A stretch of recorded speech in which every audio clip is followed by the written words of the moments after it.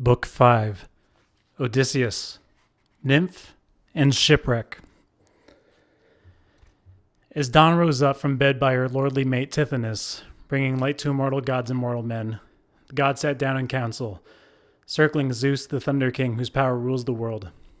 Athena began, recalling Odysseus to their thoughts. The goddess, deeply moved by the man's long ordeal, held captive still in the nymph Calypso's house.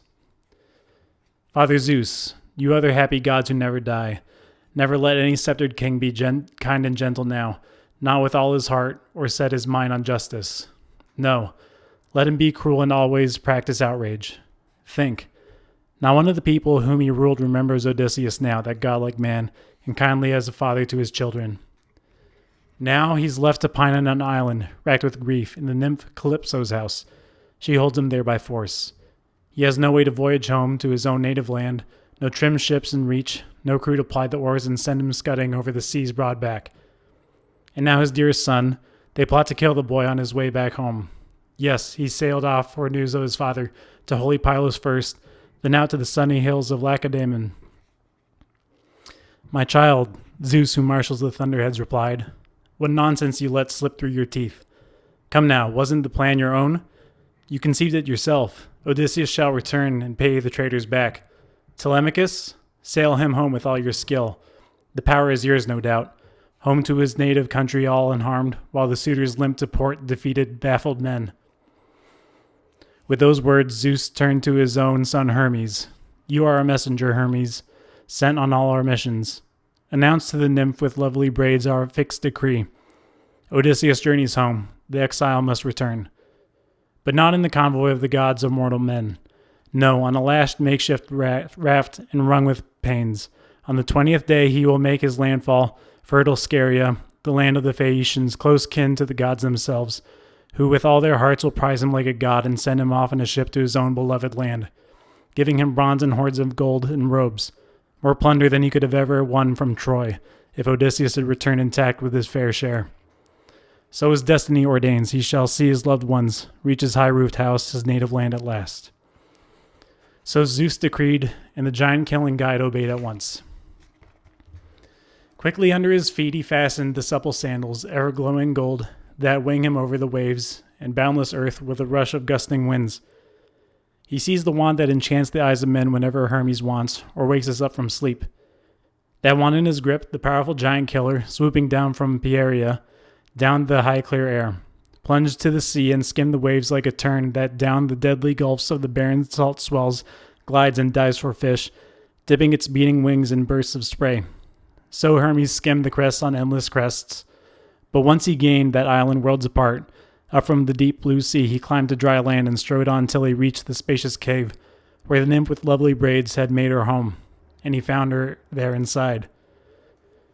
A great fire blazed on the hearth, and the smell of cedar, cleanly split, and sweet wood, burning bright, wafted a cloud of fragrance down the island.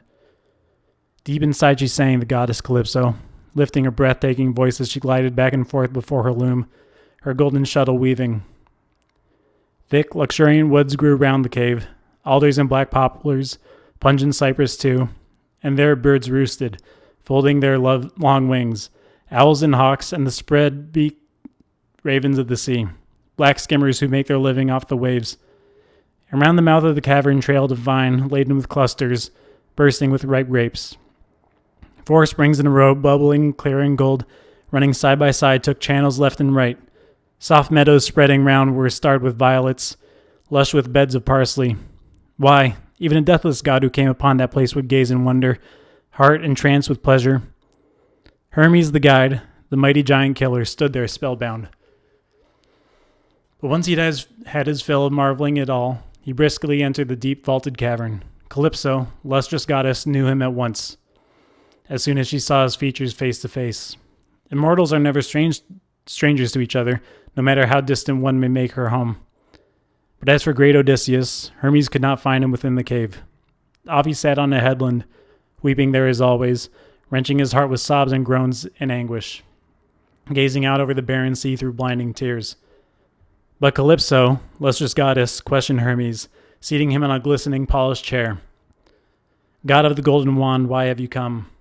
a beloved, honored friend, but it's been so long, your visit's much too rare. Tell me what's on your mind. I'm eager to do it, whatever I can do, whatever can be done.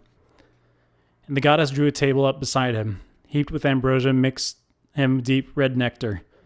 Hermes, the guide, and Giant Killer ate and drank. Once he had dined and fortified himself with the food, he launched right in, replying to her questions. As one god to another, you ask me why I've come. I'll tell you the whole story, mince no words. Your wish is my command. It was Zeus who made me come, no choice of mine. Who would willingly roam across a salty waste so vast, so endless? Think, no city of men in sight and not a soul to offer the gods to sacrifice and burn the fattest victims. But there is no way, you know, for another god to thwart the will of storming Zeus and make it come to nothing. Zeus claims you keep beside you a most unlucky man, most harried of all who fought for Priam's Troy, 9 years, sacking the city in the 10th, and then set sail for home. But voyaging back, they outraged Queen Athena, who loosed the gales and pounding seas against them. There all the rest of his loyal shipmates died, but the wind drove him on. The current bore him here. Now Zeus commands you to send him off with all good speed. It is not his fate to die here, far from his own people. Destiny still ordains that he shall see his loved ones reach his high-roofed house, his native land at last. But lustrous Calypso shuddered at those words and burst into a flight of indignation. Hard-hearted you are, you gods, you unrivaled lords of jealousy, scandalized when goddesses sleep with mortals, openly, even when one has made the man her husband. So when Dawn with her rose-red fingers took Orion, you gods in your everlasting ease were horrified till chaste Artemis, throned in gold, attacked him. Out on Delos, shot him to death with gentle shafts. And so when Demeter, the graceful one with lovely braids, gave way to her passion and made love with Iasion, bedding down in a furrow plowed 3 times, Zeus got wind of it soon enough, I'd say, and blasted the man to death with flashing bolts. So now at last, you gods, you train your spite on me for keeping a mortal man beside me. The man I saved, riding astride his keelboard all alone when Zeus, with one hurl of a white-hot bolt, had crushed his racing warship down the wine-dark sea. There all the rest of his loyal shipmates died, but the wind drove him on. The current bore him here. And I welcomed him warmly, cherished him, even vowed to make the man immortal, ageless all his days. But since there is no way for another god to thwart the will of a storming Zeus and make it come to nothing, let the man go, if the Almighty insists, commands, and destroy himself in the barren salt sea. I'll send him off, but not with any escort. I have no ships in reach, no crew to ply the oars and send him scudding over the sea's broad back. But I will gladly advise him. I'll hide nothing, so he can reach his native country all unharmed. And the guide and Giant Killer reinforced her words. Release him at once, just so. Steer clear of the rage of Zeus, or down the years he'll fume and make your life a hell. With that, the powerful Giant Killer sped away. The queenly nymph sought out the great Odysseus, the commands of Zeus still ringing in her ears, and found him there on the headland, sitting, still, weeping, his eyes never dry, his sweet life flowing away with the tears he wept for his foiled journey home, since the nymph no longer pleased.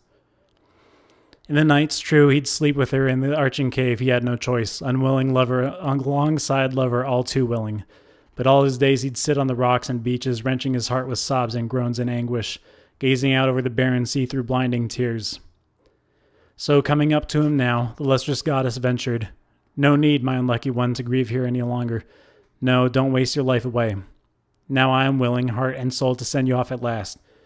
Come, take bronze tools, cut your lengthy timbers, make them into a broad-beamed raft, and top it off with a half-deck high enough to sweep you free and clear on the misty seas. And I myself will stock her with food and water, ready wine to your taste, all to stave off hunger, give you clothing, send you a stiff following wind, so you can reach your native country all unharmed. If only the gods are willing.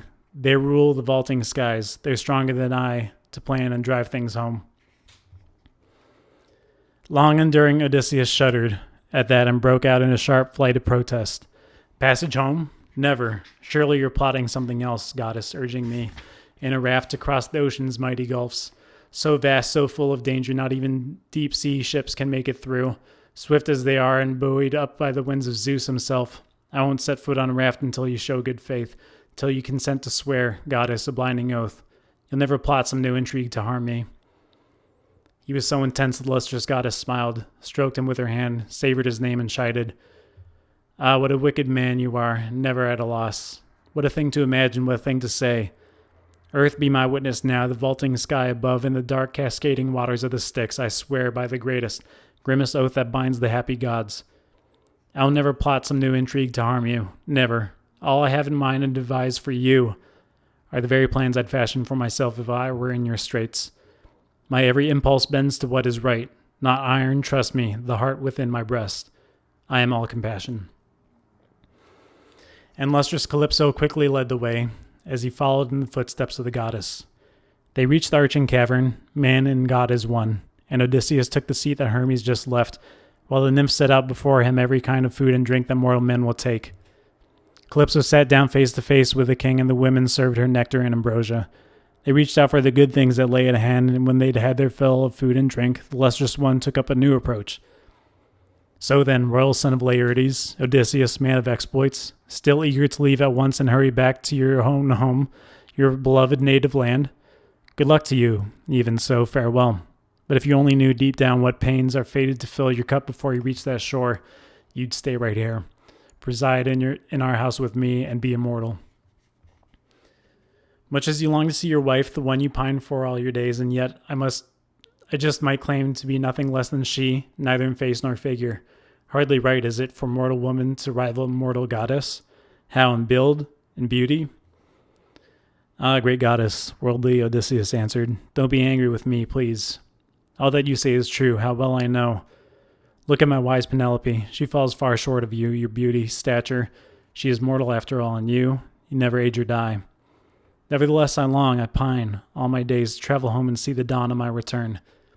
And if God will wreck me yet again on the wine-dark sea, I can bear that too, with a spirit tempered to endure. Much have I suffered, labored long and hard by now in the waves and wars. Add this to the total, bring the trial on. Even as he spoke, the sun set and the darkness swept the earth. And now, withdrawing into the cavern's deep recesses, long in each other's arms, they lost themselves in love. When young Dawn with her rose-red fingers shone once more, Odysseus quickly dressed himself in cloak and shirt, while the nymph slipped on a loose, glistening robe, filmy, a joy to the eye, and round her waist she ran a brocaded golden belt, and over her head a scarf to shield her brow, then turned to plan the great man's voyage home. She gave him a heavy bronze axe that fit his grip, both blades well honed, with a fine olive haft lashed firm to its head. She gave him a polished, smoothing adze as well, and when she led the way to the island's outer edge, where trees grew tall, alders, black poplars, and firs that shot sky high, seasoned, drying for years, ideal for easy floating. Once she'd shown her guest where the tall timbers stood, Calypso, the lustrous goddess, headed home again. He set to cutting trunks. The work was done in no time.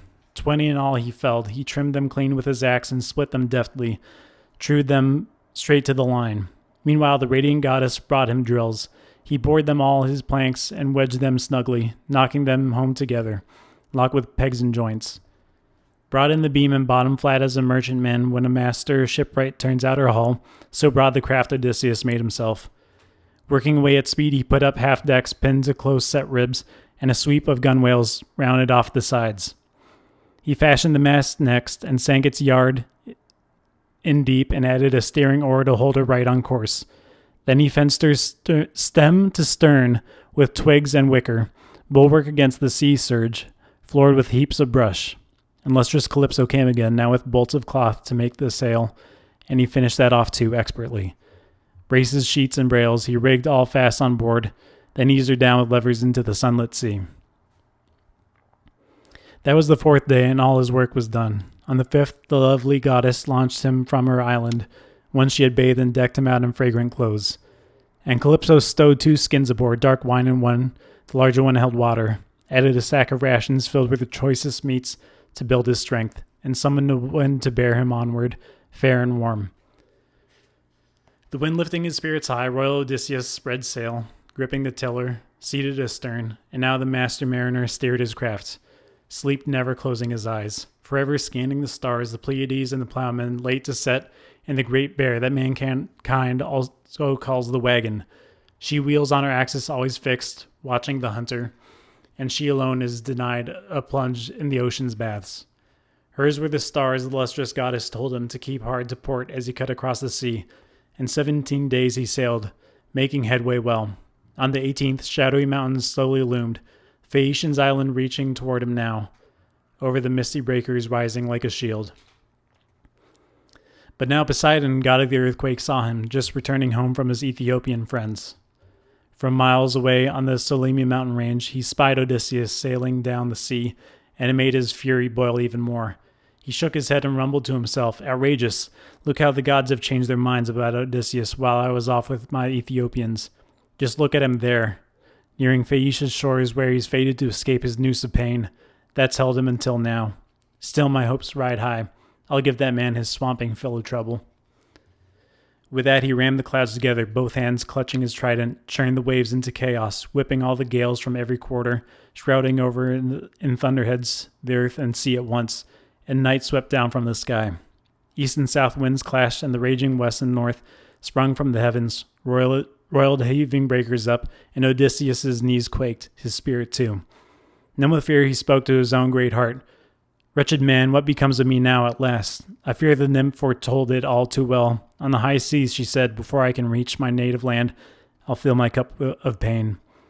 And now look, it all comes to pass. What monstrous clouds, King Zeus, crowning the whole wide heaven black, turning the seas in chaos, gales blasting, raging around my head from every quarter. My death plunge in a flash. It's certain now."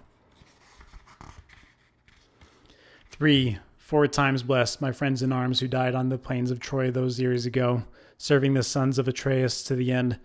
Would to God I died there too and met my fate that day the Trojan swarms of them hurled at me with bronze spears, fighting over the corpse of proud Achilles. A hero's funeral then, my glory spread by comrades. Now what a wretched death I'm doomed to die. At that a massive wave came crashing down on his head, a terrific onslaught spinning his craft round and round. He was thrown clear of the decks.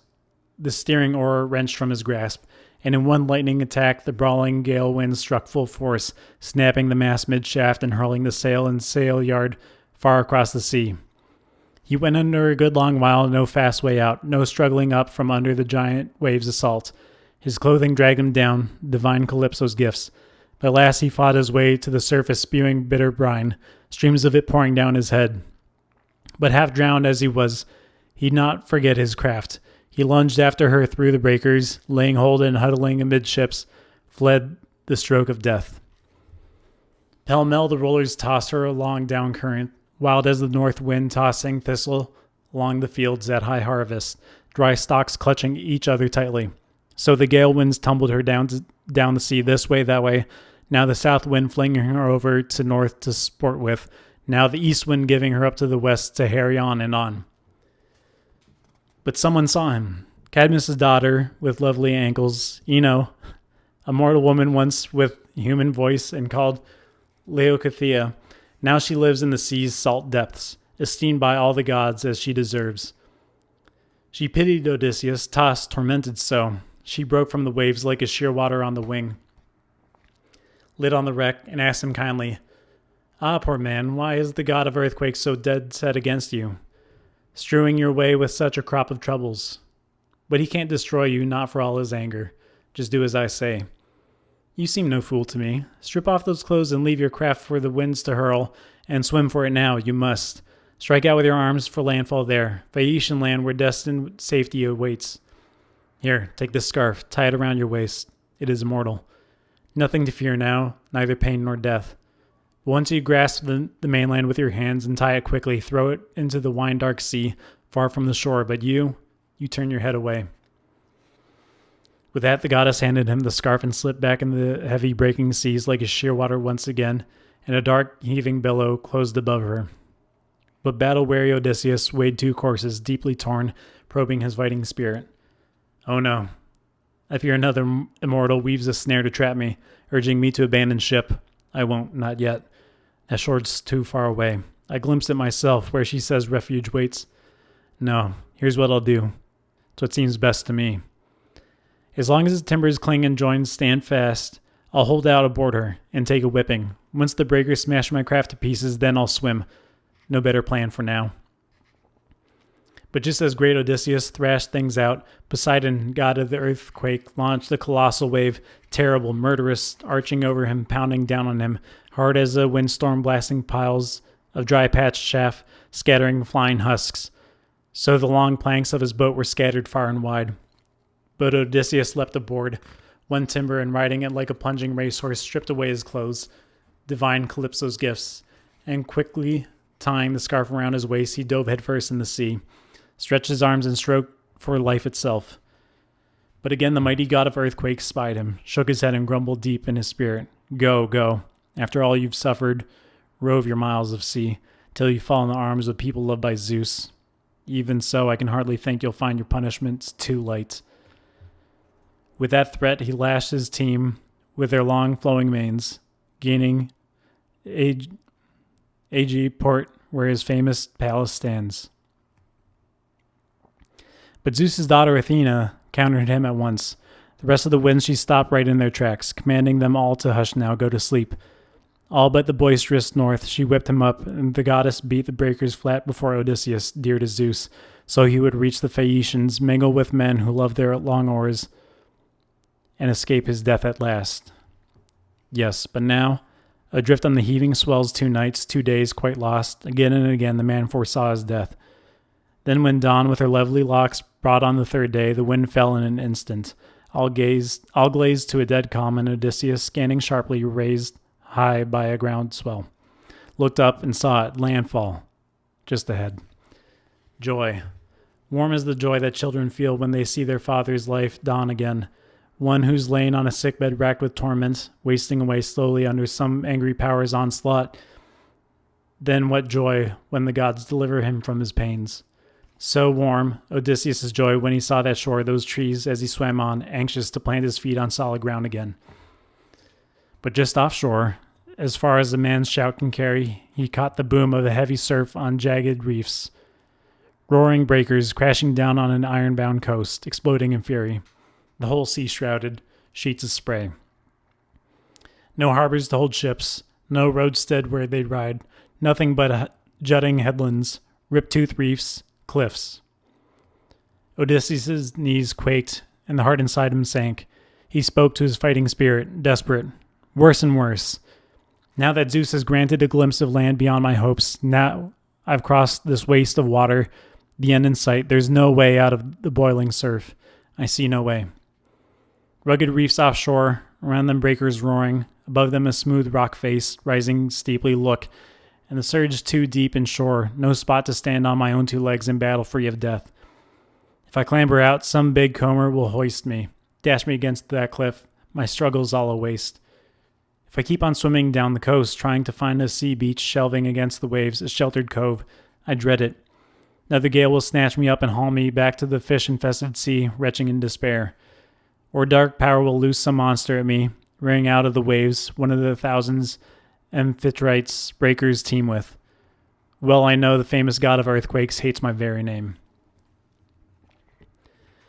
Just as that fear went churning through his mind, a tremendous roller swept him toward the rocky coast, where he'd have been flayed alive, his bones crushed, if the bright-eyed goddess Pallas had not inspired him now.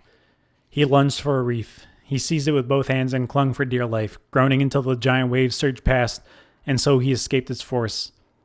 But the breakers' backwash charged into him full fury and hurled him out to sea, like pebbles stuck in the suckers of some octopus dragged from its lair, so strips of skin torn from his clawing hands stuck to the rock face. A heavy sea covered him over, then and there. Unlucky Odysseus would have met his death against the will of fate. But the bright-eyed one inspired him yet again. Fighting out from the breakers pounding toward the coast, out of danger he swam on, scanning the land, trying to find a sea beach shelving against the waves, a sheltered cove, and stroking hard he came abreast of a river's mouth, running calmly, the perfect spot, he thought, free of rocks, with a windbreak from the gales. As the current flowed, he felt the river's god and prayed to him in spirit. Hear me, Lord, whoever you are. I've come to you, the answer to all my prayers. Rescue me from the sea Lord's curse. Even immortal gods will show a man respect. Whatever wanderer seeks their help like me, I throw myself on your mercy, on your current now. I've suffered greatly. Pity me, Lord. Your suppliant cries for help. So the man prayed, and the god stemmed his current, held his surge at once, and smoothing out the swells before Odysseus now drew him safe to shore at the river's mouth. His knees buckled, massive arms fell limp. The sea had beaten down his striving heart. His whole body swollen, brine aplenty gushing out of his mouth and nostrils, breathless, speechless, there he lay, with only little strength left in him. Deathly waves of exhaustion overwhelmed him now. But once he regained his breath and rallied back to life, at last he loosed the goddess's scarf from his body, dropped it into the river flowing out to sea, and a swift current bore it far downstream, and suddenly Ino caught it in her hands. Struggling up from the banks, he flung himself in the deep reeds, he kissed the good green earth, and addressed his fighting spirit, desperate still. Man of misery, what's next? Is this the end? If I wait out a long tense night by the banks, I fear the sharp frost and the soaking dew together will do me in. I'm bone-weary, about to breathe my last, and a cold wind blows from a river on toward morning. But what if I climb that slope, go over the dark woods, and bed down in the thick brush? What if I'm spared the chill, fatigue, and a sweet sleep comes my way? I fear wild beasts will drag me off his quarry. But this was the better course, it struck him now. He set out for the woods, and not far from the water he found a grove with a clearing all around, and crawled beneath 2 bushy olives sprung from the same roots, one olive wild, the other well-bred stock. No sodden gusty winds could ever pierce them, nor could the sun's sharp rays invade their depths, nor could a downpour drench them through and through. So dense they grew together, tangling side by side. Odysseus crept beneath them, scraping up at once a good wide bed for himself with both hands. A fine litter of dead leaves had drifted in, enough to cover 2 men over, even 3, in the wildest kind of winter known to man. Long enduring, great Odysseus, overjoyed at the sight, bedded down in the midst and heaped the leaves around him. As a man will bury his glowing brand in black ashes, often a lonely farmstead, no neighbors near, to keep a spark alive, no need to kindle fire from somewhere else. So great Odysseus buried himself in leaves, and Athena showered deep upon his eyes. Sleep in a swift wave, delivering him from all his pains and labors. Blessed sleep that sealed his eyes at last. Book 6. The Princess and the Stranger. So there he lay at rest, the storm-tossed great Odysseus, borne down by his hard labors first, and now deep sleep as Athena traveled through the countryside and reached the Phaeacian city. Years ago they lived in a land of spacious dancing circles, Hyperia, all too close to the overbearing Cyclops, stronger, violent brutes who harried them without end. So their godlike king, Nausicaa, led the people off in a vast migration, settled them in Scheria, far from the men who toil on this earth. He flung up walls around the city, built the houses, raised the gods' temples, and shared the land for plowing. But his fate had long since forced him down to death, and now Alcinous ruled, and the gods made him wise. Straight to his house the clear-eyed Pallas went, full of plans for great Odysseus' journey home. She made her way to the gaily painted room where a young girl lay asleep. A match for the deathless gods in build and beauty, Nausicaa, the daughter of generous King Alcinous, 2 handmaids, fair as the Graces, slept beside her, flanking the 2 posts, with the gleaming doors closed. But the goddess drifted through like a breath of fresh air, rushed to the girl's bed, and hovering close she spoke, in face and form like the shipman Dymas' daughter, a girl the princess's age, and dearest to her heart. Disguised, the bright-eyed goddess chided, Nausicaa, how could your mother bear a careless girl like you? Look at your fine clothes lying here neglected, with your marriage not far off. The day you should be decked in all your glory, and offer elegant dress to those who form your escort. That's how a bride's good name goes out across the world, and it brings your father and queenly mother joy. Come, let's go wash these clothes at the break of day. I'll help you, lend a hand, and the work will fly. You won't stay unwed long. The noblest men in the country court you now. All Phaeacians, just like you, Phaeacia born and raised. So come. The first thing in the morning, press your kingly father to harness the mules and wagon for you, all to carry your sashes, dresses, glossy spreads for your bed. It's so much nicer for you to ride than go on foot. The washing pools are just too far from town. With that, the bright-eyed goddess sped away to Olympus, where, they say, the god's eternal mansion stands unmoved, never rocked by gale winds, never drenched by rains, nor do the drifting snows assail it. No, the clear air stretches away without a cloud, and a great radiance plays across that world where the blithe gods live all their days in bliss. There Athena went, whence the bright-eyed one had urged the princess on. Dawn soon rose on her splendid throne and woke Nausicaa, finely gowned. Still beguiled by her dream, down she went through the house to tell her parents now, her beloved father and mother. She found them both inside. Her mother sat at the hearth with several waiting women, spinning yarn on a spindle, lustrous sea-blue wool. Her father she met as he left to join the lords at a council island nobles asked him to attend.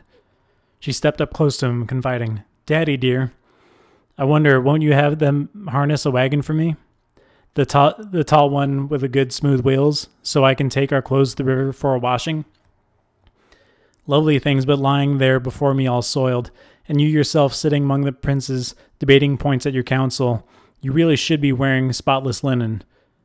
Then you have 5 sons full grown in the palace, 2 of them married, but 3 are lusty bachelors, always demanding crisp shirts, fresh from the wash when they go out to dance. Look at my duties. That all rests on me." So she coaxed, too shy to touch on her hopes for marriage, young warm hopes in her father's presence. But he saw through it all and answered quickly, "I won't deny you the mules, my darling girl. I won't deny you anything. Off you go, and the men will harness a wagon, the tall one with the good smooth wheels, fitted out with a cradle on top." With that he called to the stablemen, and they complied. They trundled the wagon out now, rolling smoothly, backed the mule team into the traces, hitched them up, while the princess brought her finery from the room and piled it into the wagon's polished cradle. Her mother packed a hamper, treats of all kinds, favorite things to refresh her daughter's spirits, poured wine in his skin, and as Nausicaa climbed aboard, the queen gave her a golden flask of suppling olive oil for her and her maids to smooth on after bathing. Then, taking the whip in hand and glistening reins, she touched the mules to a start, and out they clattered, trotting on at a clip, bearing the princess and her clothes, and not alone. Her maids went with her, stepping briskly too. Once they reached the banks of the river, flowing strong where the pools would never fail, with plenty of water cool and clear, bubbling up and rushing through to scour the darkest stains, they loosed the mules out from under the wagon yoke and chased them down the river's rippling banks to graze on luscious clover. Down from the cradle they lifted clothes by the armload, plunged them into the dark pools, and stamped them down in the hollows, one girl racing the next to finish first, until they'd scoured and rinsed off all the grime, when they spread them out in a line along the beach where the surf had washed the pebbly scree ashore. And once they'd bathed and smoothed their skin with oil, they took their picnic, sitting along the river's banks and waiting for all the clothes to dry in the hot noon sun. Now, fed to their heart's content, the princess and her retinue threw their veils to the wind, struck up a game of ball. White-armed Nausicaa led their singing, dancing beat, as lithe as Artemis, with her arrows striding down from the high peak, Taygetus's towering ridge, or her Amanthus's, thrilled to race with a wild boar or bounding deer, and nymphs of the hills race with her, daughters of Zeus whose shield is storm and thunder. Ranging the hills in sport, and Leto's heart exalts as head and shoulders over the rest her daughter rises. Unmistakable she outshines them all, though all are lovely. So Nausicaa among her maids, a virgin, still unwed. But now, as she was about to fold her clothes and yoke the mules and turn for home again, now clear-eyed Pallas thought of what came next, to make Odysseus wake and see this young beauty, and she would lead him to the Phaeacians' town. The ball. The princess suddenly tossed it to a maid, but it missed the girl. It splashed in a deep swirling pool, and they all shouted out. And that woke great Odysseus. He sat up with a start, puzzling, his heart pounding. Man in misery, whose land have I lit on now?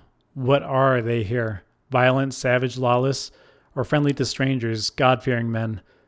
Listen, shouting, echoing around me, women, girls, or the nymphs who haunt the rugged mountain tops and the river springs and meadows lush with grass. Am I really close to people who speak my language? Up with you, see how the land lies, see for yourself now.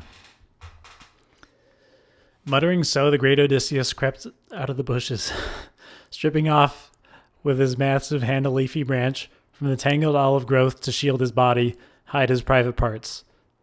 And out he stalked as a mountain lion, exultant in his power, strides through wind and rain, and his eyes blaze, and he charges sheep or oxen or chases wild deer, but his hunger drives him on to go for flocks, even to raid the best defended homestead.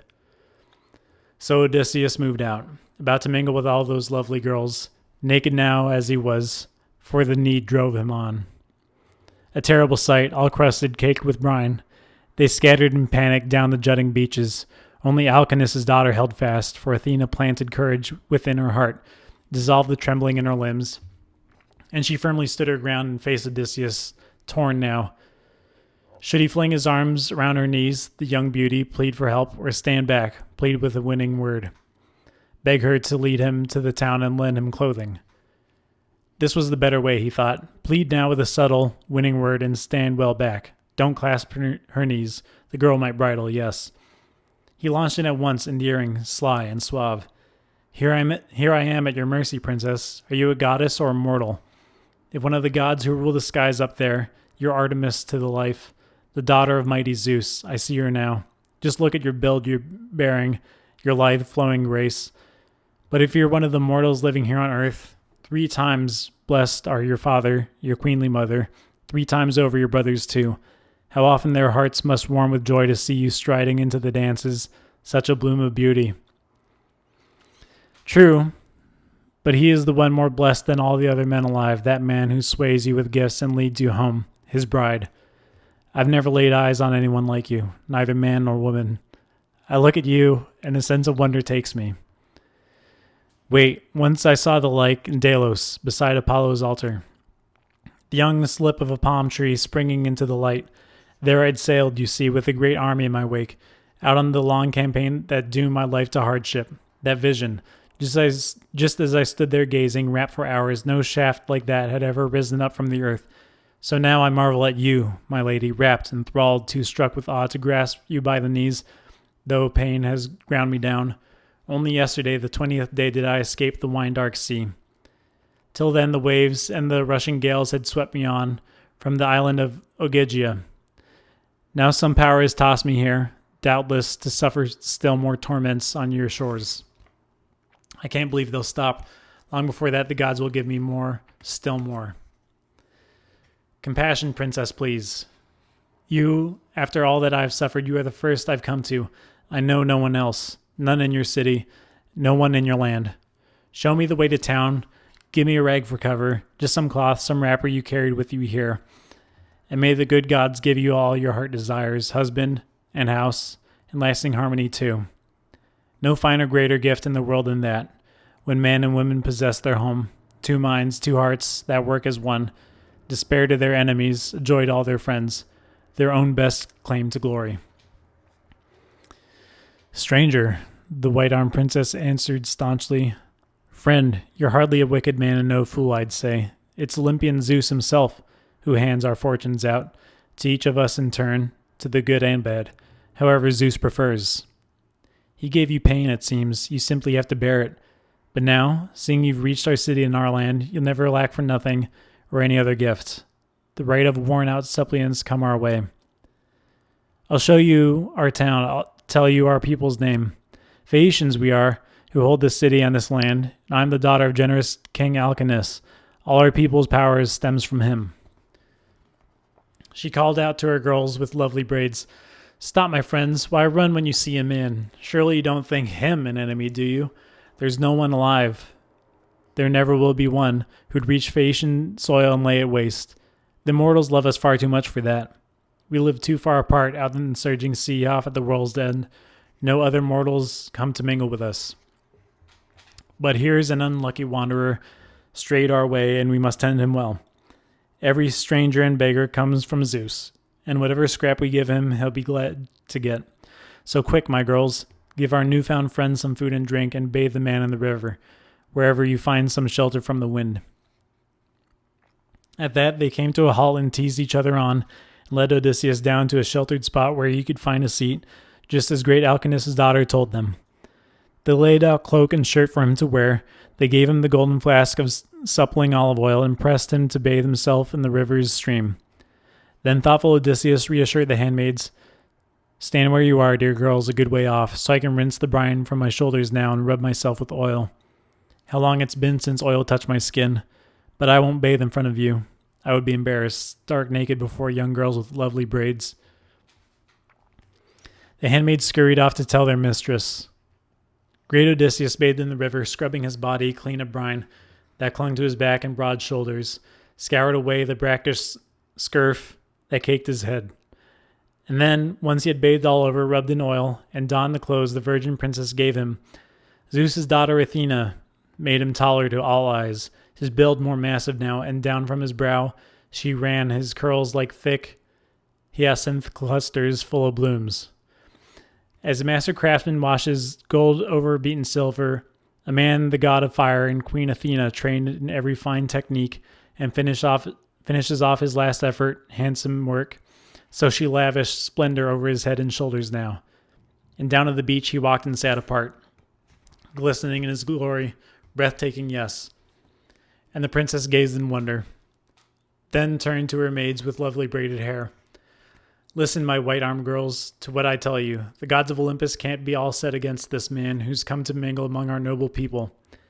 At first he seemed appalling, I must say. Now he seems like a god who rules the skies up there. Ah, if only a man like that were called my husband, lived right here, pleased to stay forever. Enough. Give the stranger food and drink, my girls." They hung on her words and did her will at once, set before Odysseus food and drink, and he ate and drank. The great Odysseus, long deprived, so ravenous now, seemed like years since he had tasted food. The white-armed princess thought of one last thing. Folding the clothes, she packed them into her painted wagon, hitched the sharp-hoofed mules, and climbed up herself. Nausicaa urged Odysseus, warmly urged her guest. "Up with you now, my friend, and off to town we go. I'll see you into my wise father's palace where, I promise you meet all the best Phaeacians. Wait, let's do it this way. You seem no fool to me. While we're passing along the fields and plowlands, you follow the mules and wagon, stepping briskly with all my maids. I'll lead the way myself. But once we reach our city, ringed by walls and strong high towers too, with a fine harbor either side, and the causeway in its narrow, along the road the rolling ships are all hauled up, with a slipway cleared for every vessel. There's our assembly, round Poseidon's royal precinct, built of quarried slabs planted deep in the earth. Here the sailors tend their black ships' tackle, cables and sails, and plane their oar blades down. Phaeacians, you see, care nothing for bow or quiver, only for masts and oars, and good trim ships themselves. We glory in our ships, crossing the foaming seas. But I shrink from all our sea dogs' nasty gossip. Some old salt might mock us behind our backs. We have our share of insolent types in town, and one of the coarser sort, spying us, might say, 'Now who's that tall, handsome stranger Nausicaa has in tow? Where'd she light on him? Her husband-to-be, just wait.' But who? Some shipwreck stray she's taken up with, some alien from abroad? Since nobody lives nearby. Unless it's really a god come down from the blue to answer all her prayers and to have her all his days. Good riddance. Let the girl go roving to find herself a man from foreign parts. She only spurns her own. Countless Phaeacians round about who court her, nothing but our best. So they'll scoff. Just think of the scandal that would face me then. I'd find fault with a girl who carried on that way, flouting her parents' wishes, father, mother still alive, consorting with men before she tied the knot in public. No, stranger, listen closely to what I say. The sooner to win your swift voyage home at my father's hands. Now you'll find a splendid grove along the road, poplars, sacred to Pallas. A bubbling springs inside and meadows run around it. There lies my father's estate. His blossoming orchard, too, as far from town as a man's strong shout can carry. Take a seat there, wait a while, and give us time to make it into town and reach my father's house. Then, when you think we're home, walk on yourself to the city, ask the way to my father's palace, generous King Alcinous. You cannot miss it. Even an innocent child could guide you there. No other Phaeacian's house is built like that. So grand, the palace of Alcinous, our great hero. Once the mansion and courtyard have enclosed you, go quickly across the hall until you reach my mother. Beside the hearth she sits in the fire's glare, spinning yarn on a spindle, sea blue wool. A stirring sight you'll see. She leans against a pillar, her ladies sit behind. And my father's throne is drawn up close behind her. There he sits and takes his wine, immortal like a god. Go past him, grasp my mother's knees, if you want to see the day of your return, rejoicing, soon. even if your home's a world away. If only the queen will take you to her heart, then there's hope you will see your loved ones. Reach your own grand house, your native land at last. At that she touched the mules with her shining whip, and they quickly left the running stream behind. The team trotted on, their hoofs wove in and out. She drove them back with care so all the rest, maids and Odysseus, could keep the pace on foot, and she used the whip discreetly. The sun sank as they reached the hallowed grove, sacred to Athena, where Odysseus stopped and sat and said a prayer at once to mighty Zeus's daughter. Hear me, daughter of Zeus, whose shield is thunder, tireless one Athena. Now hear my prayer at last, for you never heard me then, when I was shattered, when the famous god of earthquakes wrecked my craft. Grant that here among the Phaeacian people I may find some mercy and some love. So he prayed, and Athena heard his prayer, but would not yet appear to him undisguised. She stood in awe of her father's brother, lord of the sea, who still seethed on, still turning with rage against the great Odysseus till he reached his native land. Book 7. Phaeacians, Halls, and Gardens. Now as Odysseus, long in exile, prayed in Athena's grove, the hardy mule team drew the princess toward the city. Reaching her father's splendid halls, she reined in. Just at the gates, her brothers clustering around her, men like gods, released the mules from the yoke and brought the clothes indoors as Nausicaa made her way toward her bedroom. There, her chambermaid lit a fire for her. Eurymedusa, the old woman who'd come from Aperia years ago, when the rolling ships had sailed her in, and the country picked her out as King Alcinous' prize, for he ruled all the Phaeacians, they obeyed him like a god. Once she had nursed the white-armed princess in the palace. Now she lit a fire and made her supper in the room. At the same time, Odysseus set off toward the city. Pallas Athena, harboring kindness for the hero, drifted a heavy mist around him, shielding him from any swaggering islander who'd cross his path, provoke him with taunts, and search out who he was. Instead, he was about to enter the welcome city.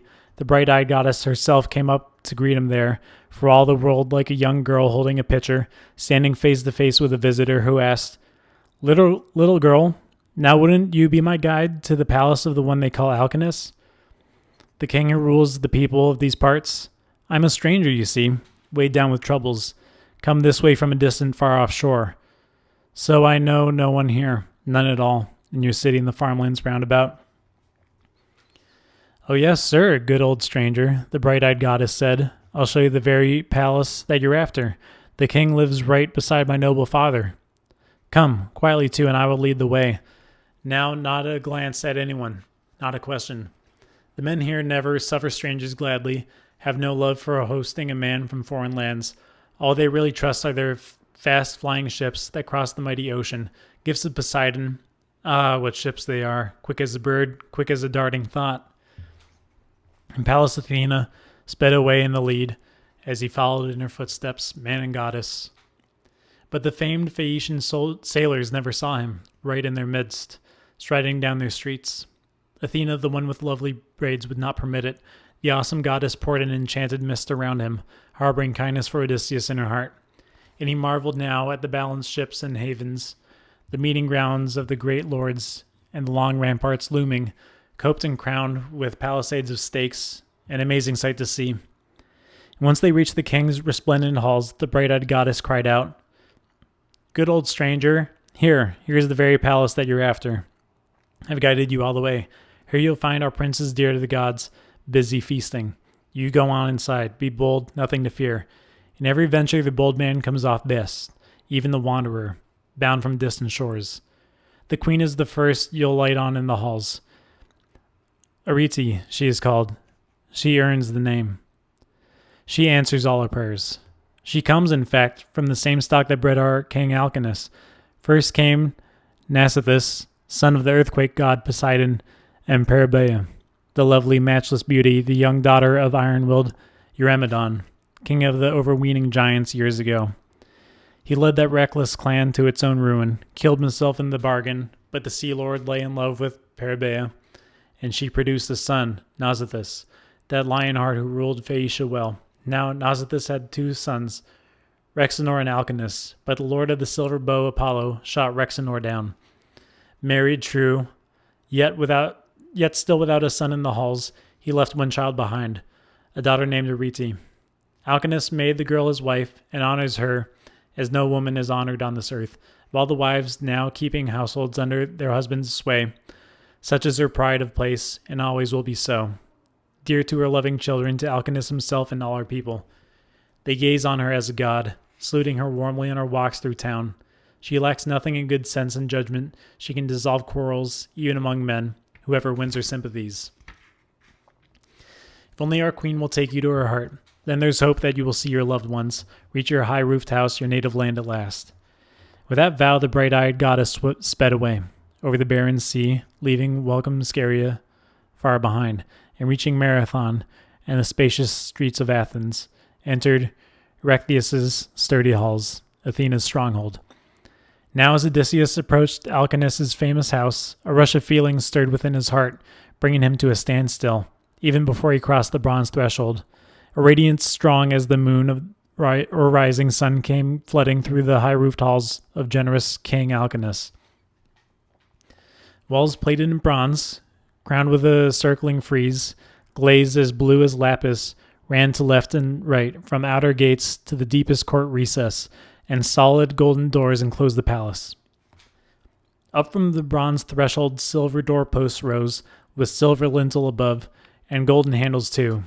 And dogs of gold and silver were stationed either side, forged by the god of fire with all his cunning craft to keep watch on generous King Alcinous' palace, his immortal guard dogs, ageless all their days.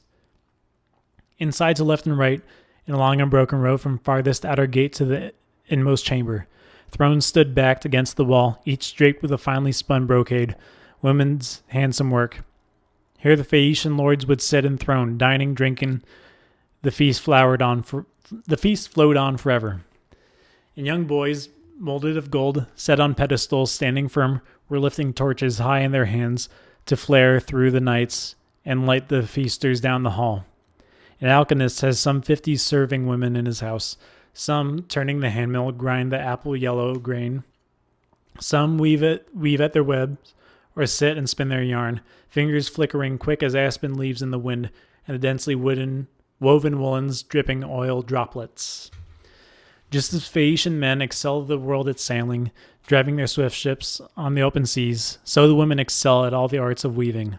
This is Athena's gift to them beyond all others, a genius for lovely work, and a fine mind too.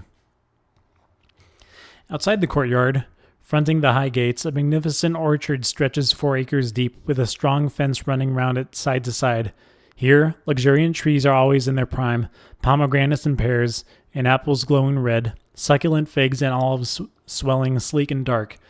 And the yield of all those trees will never flag or die, neither in winter nor in summer, a harvest all year round, for the west wind always breathing through will bring some fruits to the bud, and others warm to ripeness. Pear mellowing ripe on pear, apple on apple, cluster of grapes on cluster, fig crowding fig. And here is a teeming vineyard planted for the kings. Beyond it, an open level bank where the vintage grapes lie baking to raisins in the sun while pickers gather others. Some they trample down in vats, and here in the front rows, bunches of unripe grapes have hardly shed their blooms, while others under the sunlight slowly darken purple. And there by the last rows are beds of greens, bordered and plotted, greens of every kind, glistening fresh year in, year out. And last there are 2 springs, one rippling in channels over the whole orchard, the other flanking it, rushes under the palace gates to bubble up in front of the lofty roofs, where the city people come and draw their water. Such were the gifts and the glory showered down by the gods of King Alcinous' realm. And there Odysseus stood, gazing at all this bounty, a man who'd borne so much. Once he'd had his fill of marveling at it all. He crossed the threshold quickly, strode inside the palace. Here he found the Phaeacian lord and captains tipping out libations now to the guide and giant killer Hermes, the god to whom they would always pour the final cup before they sought their beds. Odysseus went on striding down the hall, the man of many struggles shrouded still in the mist. Athena drifted around him, till he reached Arete and Alcinous the king. And then the moment he flung his arms around Arete's knees, the god-sent mist rolled back to reveal the great man. And silence seized the feasters all along the hall. Seeing him right before their eyes, they marveled, gazing on him now as Odysseus pleaded. Queen, Arete, daughter of godlike King Rhexenor, here, after many trials, I come to beg for mercy, your husbands, yours, and all these feasters here. May the gods endow them with fortune all their lives. May each hand down to his sons the riches in his house and the pride of place the realm has granted him. But as for myself, grant me a rapid convoy home to my own native land. How far I've been from all my loved ones, how long I've suffered. Pleading so, the man sank down in the ashes, just at the hearth beside the blazing fire, while all the rest stayed hushed, stock still. At last the old revered Echenius broke the spell, the eldest lord in Phaeacia, finest speaker too, a past master at all the island's ancient ways. Impelled by kindness now, he rose and said, This is no way, Alcinous. How indecent. Look, our guests on the ground, and the ashes by the fire. Your people are holding back, waiting for your signal. Come, raise him up and seat the stranger now in a silver-studded chair. And tell the heralds to mix more wine for all, so we can pour out cups to Zeus, who loves the lightning. Champion of suppliants' rights are sacred. And let the housekeeper give our guests his supper, unstinting with her stores. Hearing that, Alcinous, poised in all his majesty, took the hand of the seasoned, worldly wise Odysseus, raised him up from the hearth, and sat him down in a burnished chair, displacing his own son, the courtly lord Laodamas, who had sat beside him, the son he loved the most. A maid brought water soon in a graceful golden pitcher, and over a silver basin tipped it out, so the guest might rinse his hands, then pulled the gleaming table to his side. A staid housekeeper brought on bread to serve him, appetizers aplenty too, lavish with her bounty. As long-haired, suffering great Odysseus ate and drank, the hallowed king Alcinous called his herald. Come, Pontonous, mix the wine in the bowl. Pour rounds to all our banqueters in the house, so we can pour out cups to Zeus, who loves the lightning, champion of suppliants. Suppliants' rights are sacred. At that, Pontonous mixed the heady, honeyed wine, and tipped first drops for the god in every cup. Then poured full rounds for all. And once they'd poured libations out and drunk to their heart's content, Alcinous rose and addressed his island people. Hear me, lords and captains of Phaeacia. Hear what the heart inside me has to say. Now, our feast finished, home you go to sleep. But at dawn, we call the elders into full assembly, host our guests in the palace, sacrifice to the gods, and then we turn our minds to his passage home. So under our convoy, our new friend can travel back to his own land. No toil, no troubles soon. Rejoicing, even if his home's a world away. And on the way, no pain or hardship suffered, not till he sets foot on native ground again. There in the future he must suffer all that fate and the overbearing spinners spun out on his lifeline the very day his mother gave him birth. But if he's one of the deathless powers out of the blue, the gods are working now in strange new ways. Always, up to now, they came to us face to face whenever we'd give them grand, glorious sacrifices. They always sat beside us here and shared our feasts. Even when some lonely traveler meets them on the roads, they never disguise themselves. We're too close kin for that. Close as the wild giants are. The Cyclops too. Alcinous, wary Odysseus countered. Cross that thought from your mind. I'm nothing like the immortal gods who rule the skies, either in build or breeding. I'm just a mortal man. Whom do you know most saddled down with sorrow? They're the ones I'd equal, grief for grief, and I could tell a tale of still more hardship, all I've suffered thanks to the gods as well. But despite my misery, let me finish dinner. The belly's a shameless dog. There's nothing worse. Always insisting, pressing, and never lets us forget. Destroyed as I am, my heart racked with sadness, sick with anguish, still it keeps demanding, eat, drink. It blots out all the memory of my pain, commanding, fill me up. But you, at the first light of day, hurry, please, to set your unlucky guest on his own home soil. How much I have suffered. Oh, just let me see my lands, my serving men, and grand high-roofed house. Then I can die in peace. All burst into applause, urging passage home for their newfound friend. His pleading rang so true. And once they'd poured libations out and drunk to their heart's content, each one made his way to rest in his own house. But King Odysseus still remained at hall, seated beside the royal Alcinous and Arete, as servants cleared the cups and plates away. The white-armed queen Arete took the lead. She'd spotted the cape and shirt Odysseus wore, fine clothes she'd made herself with all her women. So now her words flew brusquely, sharply. Stranger, I'll be the first to question you myself. Who are you? Where are you from? Who gave you the clothes you're wearing now? Didn't you say you reached us roving on the sea? What hard labor, Queen, the man of craft replied, to tell you the story of my troubles start to finish. The gods on high have given me my share. Still, this much I will tell you. Seeing you probe and press me so intently, there is an island, Ogygia, lying far at sea, where the daughter of Atlas, Calypso, has her home. The seductive nymph with lovely braids, a danger too, and no one, god or mortal, dares approach her there. But I, cursed as I am, some power brought me to her hearth, alone, when Zeus with a white-hot bolt had crushed my racing warship down the wine-dark sea. There all the rest of my loyal shipmates died, but I, locking my arms around my good ship's keel, drifted along 9 days. On the 10th, at dead of night, the gods cast me up on Ogygia, Calypso's island, home of the dangerous nymph with glossy braids, and the goddess took me in all her kindness, welcomed me warmly, cherished me, even vowed to make me immortal, ageless, all my days. But she never won the heart inside me. Never. 7 endless years I remained there, always drenching with my tears the immortal clothes Calypso gave me. Then at last, when the 8th came wheeling round, she insisted that I sail, inspired by warnings sent from Zeus. Perhaps, or her own mind had changed. She saw me on my way in a solid craft, tight and trim, and gave me full provisions, food and mellow wine, immortal clothes to wear, and summoned a wind to bear me onward, fair and warm. At 17 days I sailed, making headway well. On the 18th, shadowy mountains slowly loomed, your land. My heart leapt up, unlucky as I am, doomed to be comrade still to many hardships.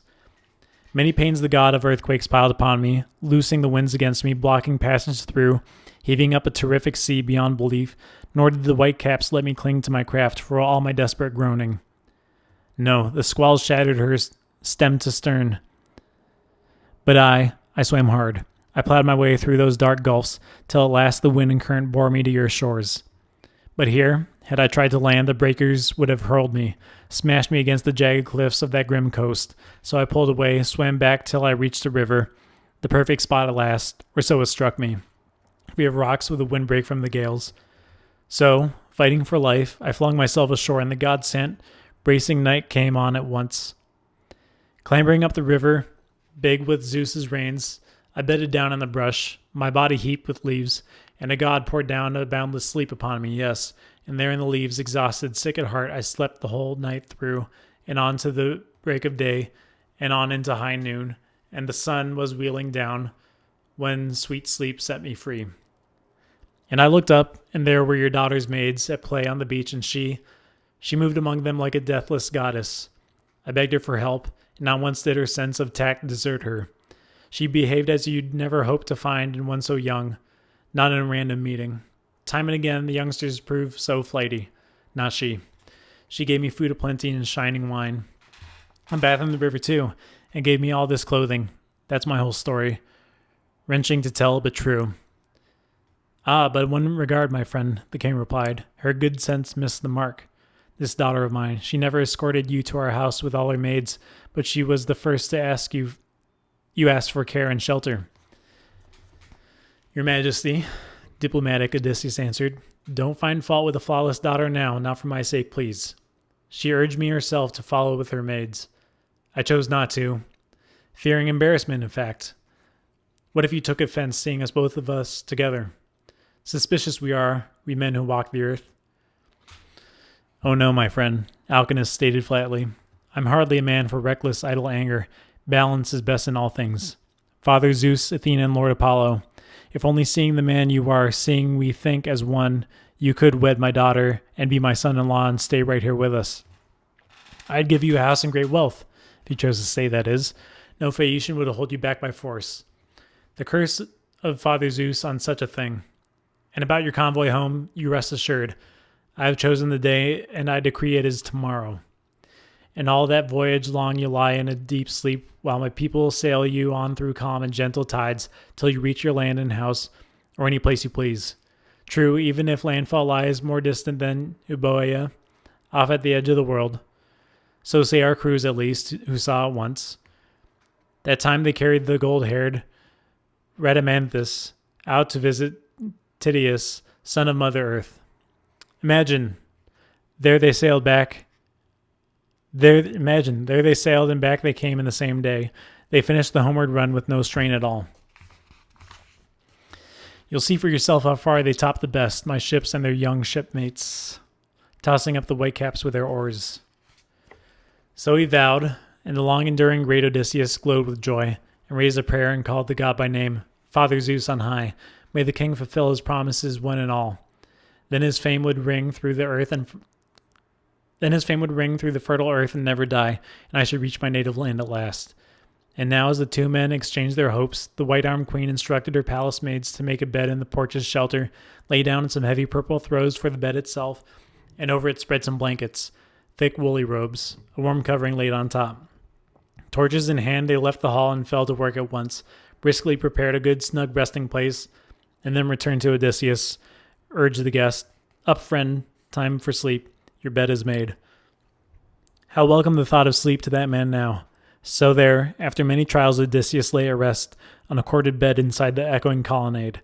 Alcinous slept in chambers deep in his lofty house, where the queen, his wife, arranged and shared their bed. Book 8. A Day for Songs and Contests. When young dawn, with her rose-red fingers, shone once more, royal Alcinous, hallowed island king, rose from bed, and great Odysseus, raider of cities, rose too. Poised in his majesty, Alcinous led the way to Phaeacians' meeting grounds, built for all, beside the harbored ships. Both men sat down on the polished stone benches side by side, as Athena started roaming up and down the town, and billed and voiced the wise Alcinous herald, furthering plans for Odysseus' journey home, and stopped beside each citizen, urged them all, Come this way, you lords and captains of Phaeacia. Come to the meeting grounds and learn about the stranger. A new arrival, here at our wise king's palace now. He's here from roving the ocean, driven far off course. He looks like a deathless god. Rousing their zeal, their curiosity, each and every man, and soon enough the assembly seats were filled with people thronging, gazing in wonder at the seasoned man of war. Over Odysseus' head and shoulders now, Athena lavished the marvelous splendor, yes, making him taller, more massive to all eyes. So Phaeacians might regard the man with kindness, awe, and respect as well, and he might win through the many trials they'd pose to test the hero's strength. Once they'd grouped, crowding the meeting grounds, Alcinous rose and addressed his island people. Hear me, lords and captains of Phaeacia. Hear what the heart inside me has to say. This stranger here, our guest, I don't know who he is, or whether he comes from sunrise lands or the western lands of evening, but he has come in his wanderings to my palace. He pleads for passage. He begs we guarantee it. So now, as in years gone by, let us press on and grant him escort. No one, I tell you, no one who comes to my house will languish long here, heart sick for convoy home. Come, my people, haul a black ship down to the bright sea, rigged for her maiden voyage. Enlist a crew of 52 young sailors, the best in town, who proved their strength before. Let all hands lash their oars to the thwarts, then disembark. Come to my house and fall in for a banquet quickly. I'll lay on a princely feast for all. So then, these are the orders I issue to our crews. For the rest, you sceptered princes here, you come to my royal halls so we can give this stranger a hero's welcome in our palace. No one here refuse. Call in the inspired bard, Demodocus. God has given the man the gift of song. To him, beyond all others, the power to please, however the spirit stirs him on to sing. With those commands, Alcinous led the way, and a file of sceptered princes took his lead, while the herald went to find the gifted bard. And the 52 young sailors, duly chosen, briskly following orders, went down to the shore of the barren salt sea. And once they reached the ship at the surf's edge, first they hauled the craft into deeper water, stepping the mast amidships canvas brailed. They made oars fast in the leather oarlock straps, mortar riding high on the swell, then disembarked and made their way to the wise Alcinous' high-roofed halls. Their colonnades and courts and rooms were overflowing with crowds, a mounting host of people young and old. The king slaughtered a dozen sheep to feed his guests, 8 boars with shining tusks and a pair of shambling oxen. These they skinned and dressed, and then laid out a feast to fill the heart with savor. In came the herald now, leading along the faithful bard the muse adored, above all others true, but her gifts were mixed with good and evil both. She stripped him of sight, but gave the man the power of stirring rapturous song. Pontanus brought the bard a silver-studded chair, right amid the feasters, leaning it up against a central column, hung his high, clear lyre on a peg above his head, and showed him now how to reach up with his hands and lift it down. And the herald placed the table by his side with a basket full of bread and a cup of wine for him to sip when his spirit craved refreshment. All reached out for the good things that lay at hand, and when they'd put aside desire for food and drink, the muse inspired the bard to sing the famous deeds of fighting heroes. The song whose fame had reached the skies those days, the strife between Odysseus and Achilles, Peleus' son, how once at the gods' lavish feast the captains clashed in a savage war of words, while Agamemnon, lord of armies, rejoiced at heart that Achaea's bravest men were battling so. For this was the victory sign that Apollo prophesied at his shrine in Pytho, when Agamemnon strode across the rocky threshold, asking the oracle for advice, the start of the tidal waves of ruin tumbling down on Troy's and Achaea's forces both at once, thanks to the will of Zeus who rules the world. That was the song the famous harper sang, but Odysseus, clutching his flaring sea-blue cape in both powerful hands, drew it over his head and buried his handsome face, ashamed his host might see him shedding tears. Whenever the rapt bard would pause in the song, he'd lift the cape from his head, wipe off his tears, and hoisting his double-handled cup, pour it out to the gods. But soon as the bard would start again, impelled to sing by Phaeacians' lords, who reveled in his tale, again Odysseus hid his face and wept. His weeping went unmarked by all the others. Only Alcinous, sitting close to him, noticed his guest's tears, heard the groan in the man's labored breathing, and said at once to the master mariners around him, "Hear me, my lords and captains of Phaeacia. By now we've had our fill of food well shared, and the lyre too, our loyal friend at banquets. Now out we go again and test ourselves in contests, games of every kind, so our guest can tell his friends, when he reaches home, how far we excel the world at boxing, wrestling, jumping, speed of foot." He forged ahead, and the rest fell in behind. The herald hung the ringing lyre back on its peg, and taking Demodocus by the hand led him from the palace, guiding him down the same path the island lords had just pursued, keen to watch the contests. They reached the meeting grounds with throngs of people streaming in their trail as a press of young champions rose for competition. Topsail and riptide rose, the helmsmen row hard too, and seamen and sternmen surf at the beach and stroke oar, breaker, and bowsprit, racing the wind and swing aboard, and Sigurd, the son of great fleet, Shipwrighton, and the son of Launcher, Broadsea, rose up too. A match for murderous Ares, death to men, in looks and build the best of all Phaeacians, after gallant Laodamas, the captain of the people. Laodamas rose with two more sons of great Alcinous, Halius, bred to the sea, and Clytonius, famed for ships. And now the games began. The first event, a foot race. They towed the line and broke flat out from the start with a fast pack flying down the field in a whirl of dust, and Clytonius the prince outstripped them all by far. Flashing ahead, the length two mules will plow a furrow before he turned for home, leaving the pack behind and raced to reach the crowds. Next, the wrestling, grueling sport. They grappled, locked, and Broadsea, pinning the strongest champions, won the bouts. Next in the jumping, Sigurd leapt and beat the field. In the discus, Rohard up and out-hurled them all by far, and the king's good son, Laodamas, boxed them to their knees. When all had enjoyed the games to their heart's content, Alcinous' son Laodamas spurred them. "Come, my friends, let's ask our guest if he knows the ropes of any sport. He's no mean man, not with a build like that. Look at his thighs, his legs, and what a pair of arms, his massive neck, his big, rippling strength. Nor is he past his prime, just beaten down by one too many blows. Nothing worse than the sea, I always say, to crush a man, the strongest man alive." And Broadsea put in quickly, "Well said, Laodamas. Right to the point, go up to the fellow, challenge him yourself." On that cue, the noble prince strode up before Odysseus, front and center, asking, "Come, stranger sir, won't you try your hand at our contest now? If you have skill in any. It's fit and proper for you to know your sports. What greater glory attends a man while he's alive than what he wins with his racing feet and striving hands? Come and compete then. Throw your cares to the wind. It won't be long. Your journey's not far off. Your ship's already hauled down to the sea. Your crew is set to sail." "Laodamas, quick to the mark," Odysseus countered sharply. "Why do you taunt me so with such a challenge? Pains weigh on my spirit now, not your sports. I suffered much already, struggling hard, but here I sit amid your assembly still, starved for passage home, begging your king, begging all your people." "Oh, I knew it," Broadsea broke in, mocking him to his face. "I never took you for someone skilled in games, the kind that real men play throughout the world. Not a chance. You're some skipper of profiteers, roving the high seas in a scudding craft, reckoning up his freight with keen eye out for home cargo, grabbing the gold he can. You're no athlete, I can see that." With a dark glance, wily Odysseus shot back, "Indecent talk, my friend.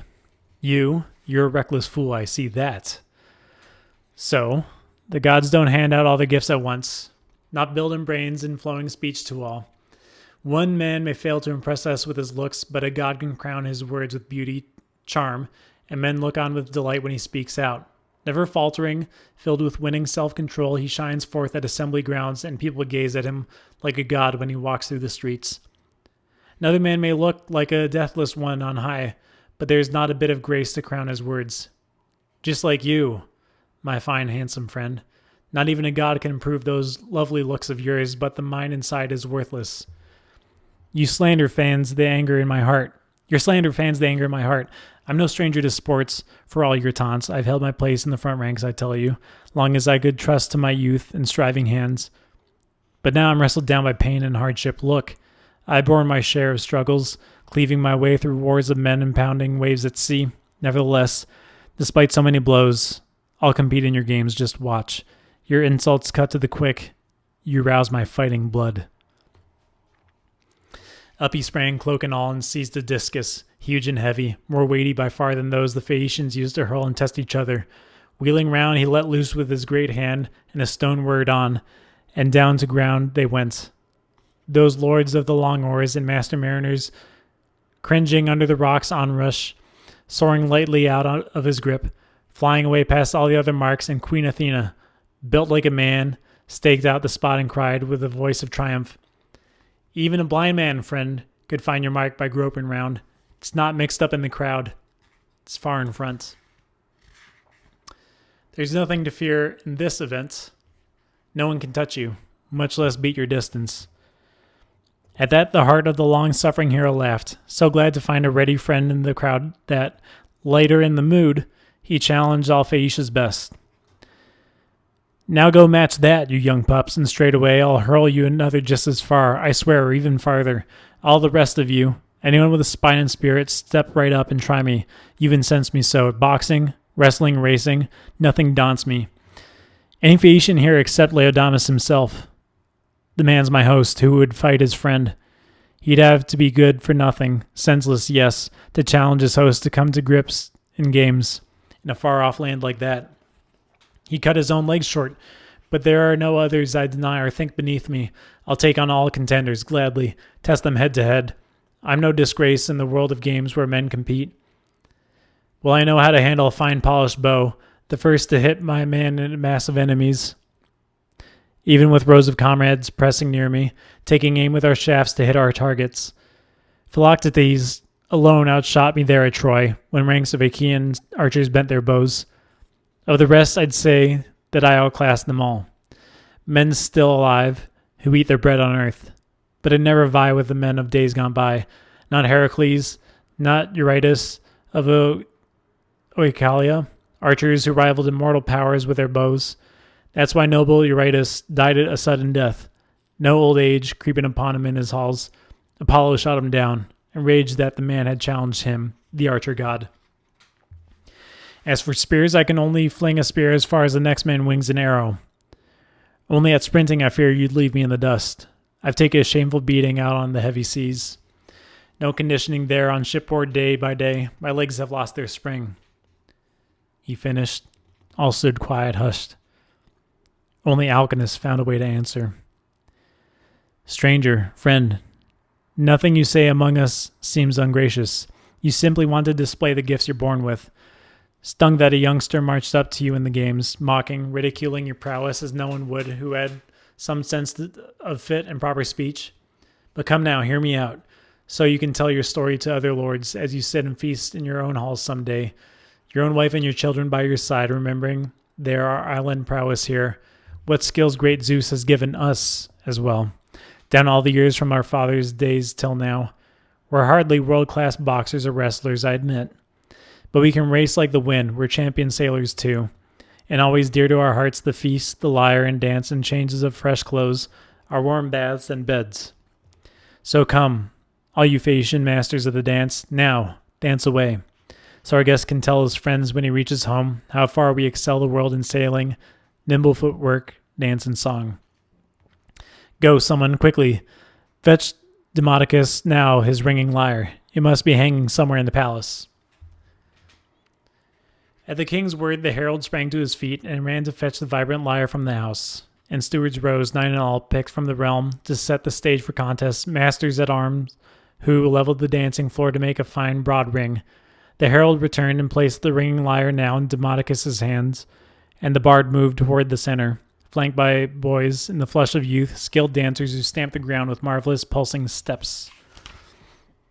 As Odysseus gazed at their flying, flashing feet, his heart aglow with wonder. A rippling prelude, now the bard struck up an irresistible song, the love of Ares and Aphrodite crowned with flowers, how the two had first made love in Hephaestus' mansion, all in secret. Ares had showered her with gifts and showered Hephaestus' marriage bed with shame, but a messenger ran to tell the god of fire, Helios, lord of the sun, who'd spy the couple lost in each other's arms making love. Hephaestus, hearing the heart-wounding story, bustled toward his forge, brooding on his revenge, planted the huge anvil on its block and beat out chains, not to be slipped or broken, all to pin the lovers on the spot. This snare the fire god forged ablaze with his rage at war, then limped to the room where the bed of love stood firm. Around the post he poured the chains in a sweeping net with streams of others flowing down from the roof beam, gossamer fine as spider webs no man could see, not even a blissful god. The smith had forged the masterwork of guile. Once he'd spun that cunning trap around his bed, he feigned a trip to the well-built town of Lemnos, dearest to him by far of all the towns on earth. But the god of battle kept no blind man's watch. As soon as he saw the master craftsman leave, he plied his golden reins and arrived at once and entered the famous god of fire's mansion, chafing with lust for Aphrodite crowned with flowers. She just returned from her father's palace, mighty Zeus, and now she sat in her rooms as Ares strode right in and grasped her hand with a warm, seductive urging. Quickly, my darling, come, let's go to bed and lose ourselves in love. Your husband's away. By now he must be off in the wilds of Lemnos, consorting with his raucous Sintian friends. So he pressed, and her heart raced with joy to sleep with war, and off they went to bed, and down they lay. And down around them came those cunning chains of the crafty god of fire, showering down now, till the couple could not move a limb or lift a finger. Then they knew at last there was no way out. Not now. But now the glorious crippled smith was drawing near. He turned around, miles short of the Lemnos coast, for the sun god kept his watch and told Hephaestus all. So back he rushed to his house, his heart consumed with anguish. Halting there at the gates, seized with savage rage, he howled a terrible cry, imploring all the gods. Father Zeus, look here, the rest of you happy gods who live forever. Here is a sight to make you laugh, revolt you too. Just because I am crippled, Zeus's daughter Aphrodite will always spurn me and love that devastating Ares, just because of his striking looks and racer's legs, while I am a weakling, lame from birth, and who's to blame? Both my parents, who else? If only they'd never bred me. Just look at the two lovers crawled inside my bed, locked in each other's arms. The sight makes me burn. But I doubt they'll want to lie that way much longer, not a moment more, mad as they are for each other. No, They'll soon tire of bedding down together, but then my cunning chains will bind them fast till our father pays my bride gifts back in full, and I hand it to him for that shameless bitch his daughter, irresistible beauty, all unbridled too." So Hephaestus wailed as the gods came crowding up to his bronze-floored house. Poseidon, god of the earthquake, came, and Hermes came, the running god of luck, and the archer Lord Apollo, while modesty kept each goddess to her mansion. The immortals, givers of all things good, stood at the gates. The uncontrollable laughter burst from the happy gods when they saw the god of fire's subtle, cunning work. One would glance at his neighbor, laughing out. "A bad day for adultery. Slow outstrips the swift. Look how limping Hephaestus conquers war, the quickest of all the gods who rule Olympus. The cripple wins by craft. The adulterer, he will pay the price." So the gods would banter among themselves, but Lord Apollo goaded Hermes on. "Tell me, Quicksilver, giver of all good things, even with those unwieldy shackles wrapped around you, how would you like to bed the golden Aphrodite?" "Oh, Apollo, if only," the giant killer cried. "Archer, bind me down with triple those endless chains. Let all you gods look on, and all you goddesses too, how I'd love to bed that golden Aphrodite." A peal of laughter broke from the deathless ones, but not Poseidon, not a smile from him. He kept on begging the famous smith to loose the god of war, pleading, his words flying. "Let him go. I guarantee you Ares will pay the price, whatever you ask, Hephaestus, whatever is right in the eyes of all the gods." But the famous crippled smith appealed in turn. "God of the earthquake, please don't urge this on me. A pledge for a worthless man is a worthless pledge indeed. What if he slips out of his chains, his debts as well? How could I shackle you while all the gods look on?" But the god of earthquakes reassured the smith. "Look, Hephaestus, if Ares scuttles off and away, squirming out of his debt, I'll pay the fine myself."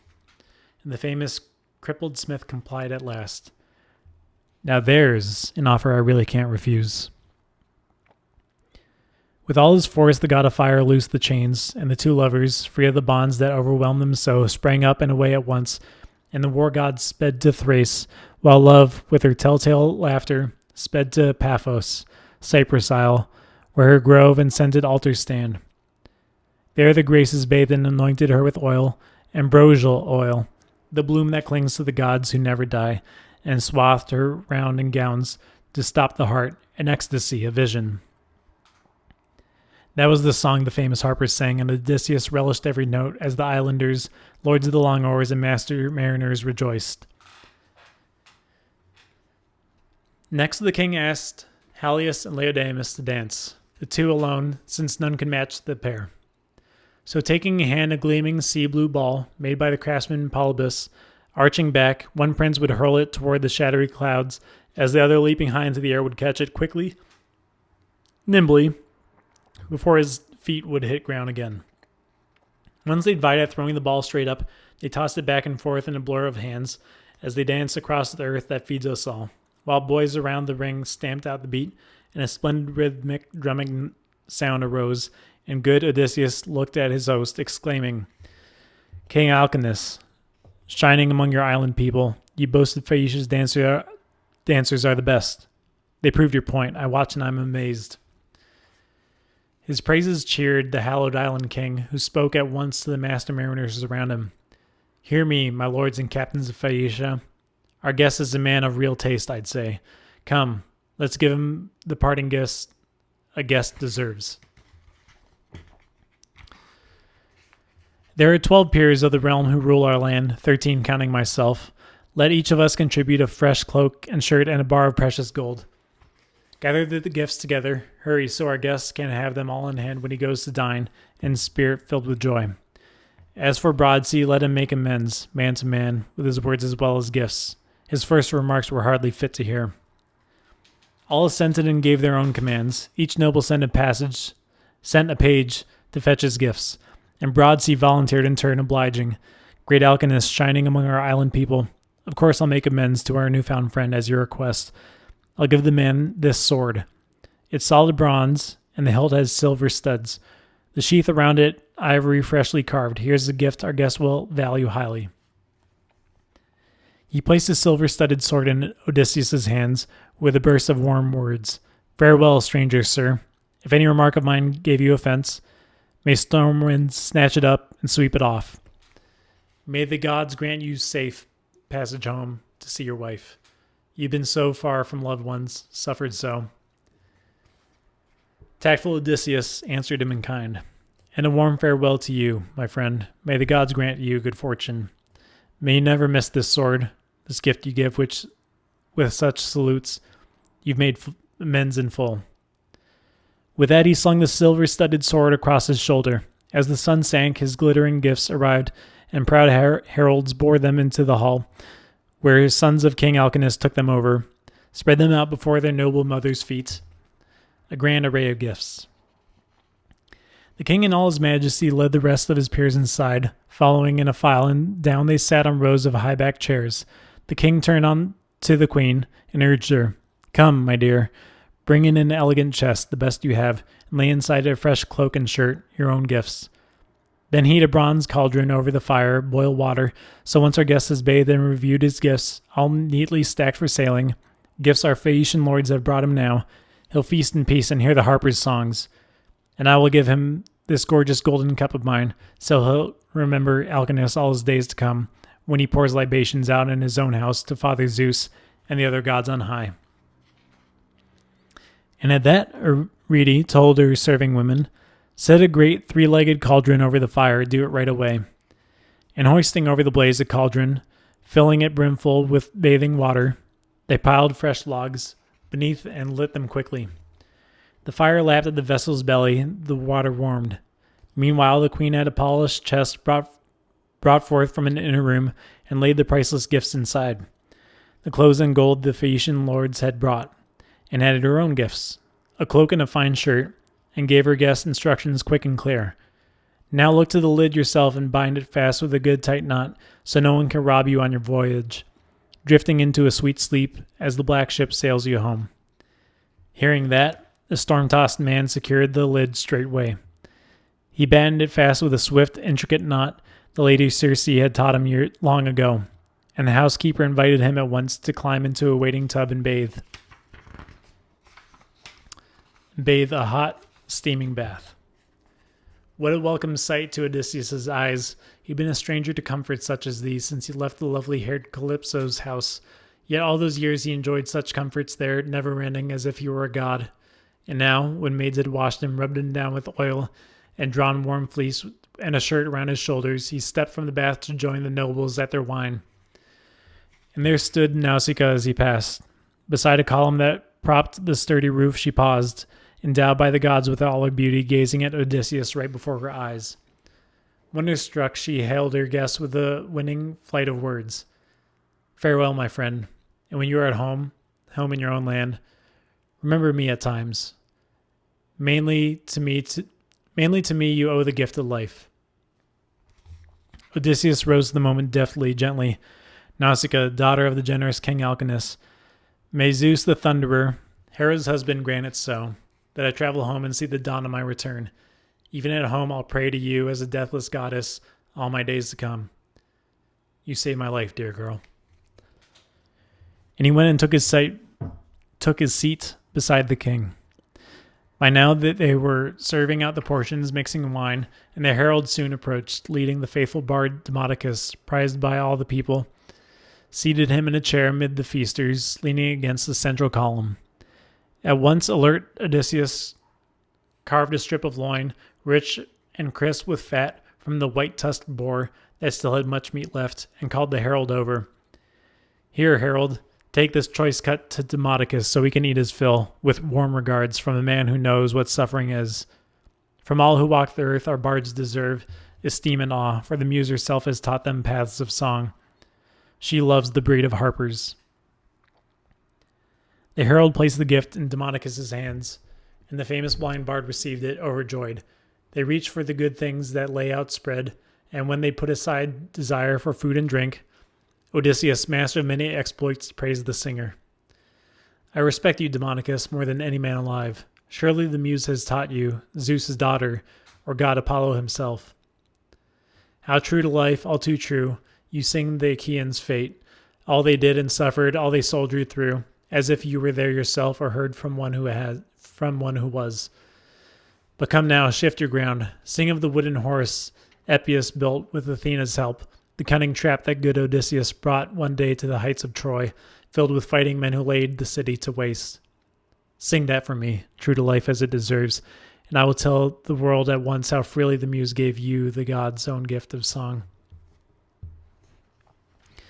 Stirred now by the muse, the bard launched out in a fine blaze of song, starting at just the point where the main Achaean force, setting their camps afire, had boarded the oar-swept ships and sailed for home, but famed Odysseus' men, already crouched in hiding in the heart of Troy's assembly. Dark in the horse, the Trojans dragged themselves to the city heights. Now it stood there looming, and round its bulk the Trojans sat debating, clashing days on end. 3 plans split their ranks, either to hack open the hollow vault with ruthless bronze, or haul it up to the highest ridge and pitch it down the cliffs, or let it stand. A glorious offering made to pacify the gods, and that final plan was bound to win the day.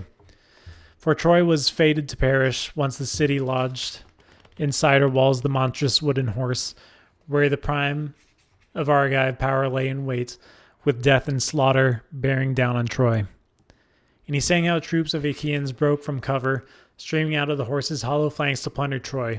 He sang how left and right they ravaged the steep city, sang how Odysseus marched right up to Deiphobus' house like the god of war on attack with diehard Menelaus. There, he sang, Odysseus fought the grimmest fight he had ever braved, but he won through at last, thanks to Athena's superhuman power. That was the song the famous harpers sang, but a great Odysseus melted into tears, running down from his eyes to wet his cheeks. As a woman weeps, her arms flung around her darling husband, a man who fell in battle, fighting for town and townsmen, trying to beat the day of doom from home and children. Seeing the man go down, dying, gasping for breath, she clings for dear life, screams and shrills, but the victors, just behind her, digging spear butts into her back and shoulders, drag her off in bondage, yoked to hard labor, pain, and the most heartbreaking torment wastes her cheeks. So from Odysseus' eyes ran tears of heartbreak now. But his weeping went unmarked by all the others. Only Alcinous, sitting close to him, noticed his guest's tears, heard the groan in the man's labored breathing, and said at once to the master mariners around him, Hear me, my lords and captains of Phaeacia. Let Demodocus rest his ringing lyre now. The song he sings can hardly please us all. Ever since our meal began and the stirring bard launched the song, our guest has never paused in his tears and throbbing sorrow. Clearly grief has overpowered his heart. Break off the song. Let us all enjoy ourselves, the hosts and guests together, much the warmer way. All these things are performed for him, our honored guest, the royal send-off here, and gifts we give in love. Treat your guest and suppliant like a brother. Anyone with a touch of sense knows that. So don't be crafty now, my friend. Don't hide the truth I'm after. Fair is fair, speak out. Come, tell us the name they call you there at home. Your mother, father, townsmen, neighbors round about. Surely no man in the world is nameless, all told. Born high, born low, as soon as he sees the light, his parents always name him, once he's born. And tell me your land, your people, your city too, so our ships can sail you home. Their wits will speed them there. For we have no steersmen here among Phaeacia's crews, or steering oars that guide your common craft. Our ships know in a flash their mates' intentions, know all ports of call, and all the rich green fields. With wings of the wind they cross the sea's huge gulfs, shrouded in mist and cloud, no fear in the world of foundering, fatal shipwreck. True, there's an old tale I heard my father telling once. Nausicaa used to say that Lord Poseidon was vexed with us because we escorted all mankind and never came to grief. He said that one day, as a well-built ship of ours sailed home on the misty sea from such a convoy, the god would crush it, yes, and pile a huge mountain round about our port. So the old king foretold, and as for the god, well, he can do his worst or leave it quite undone, whatever warms his heart. But come, my friend, tell us your own story now and tell it truly. Where have your rovings forced you? What lands of men have you seen? What sturdy towns? What men themselves? Who were wild, savage, lawless? Who are friendly to strangers, God-fearing men? Tell me. Why? Why do you weep and grieve so sorely when you hear the fate of the Argives, hear the fall of Troy? That is the gods' work, spinning threads of death through the lives of mortal men, and all to make a song for those to come. Did one of your kinsmen die before the walls of Troy? Some brave man? A son by marriage? Father by marriage? Next to our own bloodkin, our nearest, dearest ties. Or a friend, perhaps, someone close to your heart, staunch and loyal. No less than a dear brother, the brother in arms who shares our inmost thoughts.